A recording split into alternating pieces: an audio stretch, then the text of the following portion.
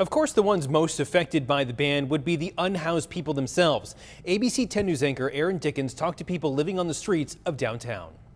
For several blocks on National Avenue, you have to walk on the street because you can see the sidewalks are filled with tents. There is a new ordinance making its way through the city council that would ban these tents on public sidewalks. And I spoke to a man who has lived in a tent on National Avenue for several years.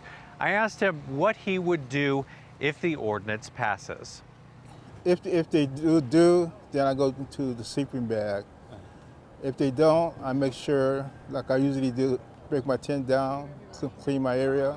Izine Rim says he has lived in tents downtown since the 90s. If the ordinance passes, he plans to sleep in a sleeping bag at night, then leave the area during the day. Let the homeless people sleep along this block. Make sure that they up by 5:30 a.m. By the time the parents and the kids go to and fro, homeless people are up, kids are safe. Rim plans to go to the library during the day, but others we spoke with said they are not leaving. I plan to stay here and protest it, but be peaceful until they absolutely run me off.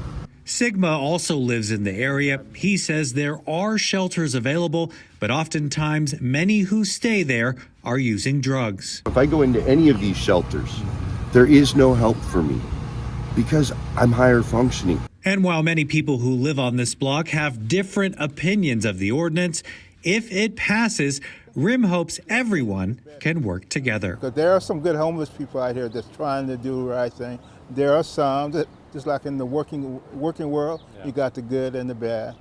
So don't judge everybody the same. Aaron Dickens, ABC 10 News.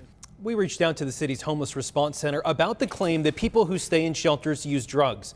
We have not heard back.